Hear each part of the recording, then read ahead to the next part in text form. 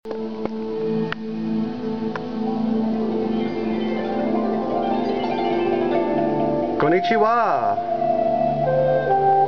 Ohayou gozaimasu. Konbanwa. That's greetings in Japanese. Different times of the day. And I'm in a beautiful antique Asian style mood today. I'm going to show you something that's just so over the top, you guys. One of the best things I've ever found as far as craftsmanship. Just incredible. I really don't actually know what this object is.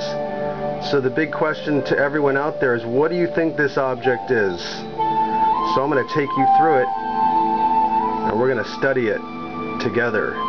But it's got some of the most incredible detail that I've ever seen on any piece. It's one of the best things I've ever possessed in my collection. So let's go to it. You can see the scale of it. This bottom portion's made out of wood with inlaid mother of pearl. Now just look at that, you guys. All that's inlaid mother of pearl. Individually put in there in one piece. I don't see any separations like between the little you know, straight parts. I don't see any separation. Somebody must have carved this and just transferred it to the wood and inlaid it all flush, because you can see it's all flush, completely flush with this object. Look at this detail as I spin it around. Look at the crane. It's just absolutely insane. All those are little tiny little pieces of inlaid mother of pearl shell. And it's got some incredible mountings on it. We're going to do this bottom part first so you can see what it is around the base. Crane sitting on, I guess, twigs or in foliage. That part right there is missing. Some of it's popped out. But look at this top part, you guys. It's absolutely insane. This is museum quality. And it's got these incredible bronze little mounts that are all pierced and beautifully delineated. Look at those little pieces. I mean, come on. It's absolutely psychotic, whoever did this. It's got this beautiful chain with this great little chased design on it. I don't know if you can see that. My camera does not allow me to shift from manual focus to fine focus, or you would be seeing this in close to high def. But maybe it's time for a new camera. But this is some kind of clippy clip chain that would have gone on a belt maybe. I was thinking this, let me turn this around as we go around. I thought it was originally bamboo, which it's not. It's some type of wood with all this inlay. Now here's where it gets really perplexing. There's a stem coming out of here. It's hollow. It's got a little hole in it. We thought maybe that's for some type of smoking device.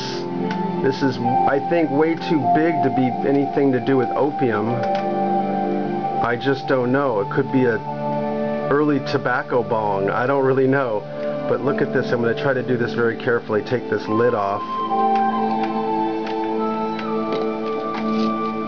Okay, so it's got this long stir of some sort. I don't know what that is.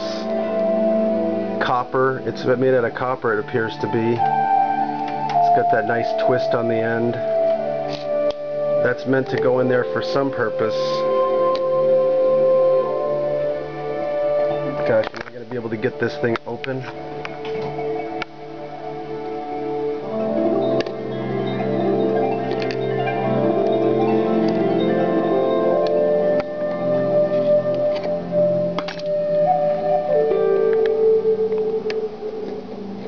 So then this whole part comes off. Dwayne, Castles and Attics, you know what this is? I have no clue. It's got a bunch of crusty, dirty stuff down there, kind of caked around the sides. Could be old, half-smoked tobacco. I just don't know. I thought this might have been a censer that somebody goes around and puts incense in and swings it back and forth like the Catholics do, or the Orthodox Greeks. But I do not know what this is. Look at this little thing underneath. I do not know what that is. Anyway, just a magical, magical object, and we are just so lucky to have this in our presence. It's just, it's super. What can I say?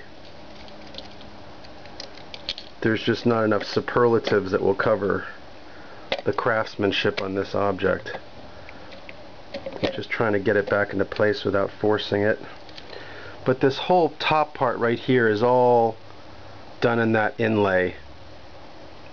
This part back here is just unfinished, unrefined. It's got some kind of, I don't know what that is, metal, or I just don't know. It's mostly wood. It's got some, just, you know what, I'm baffled.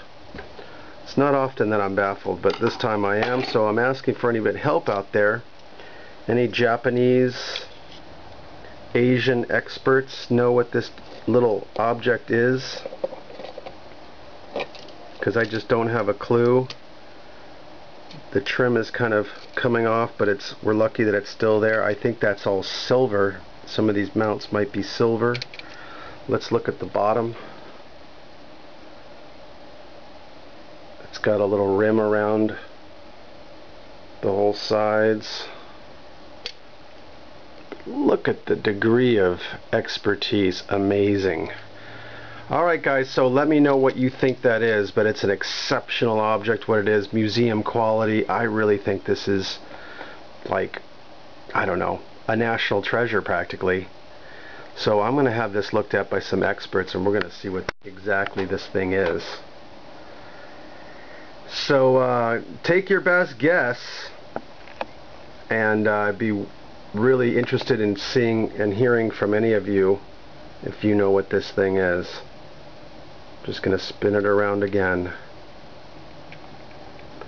Got a really, not a fantastic price, but I think it's pretty good for what it is.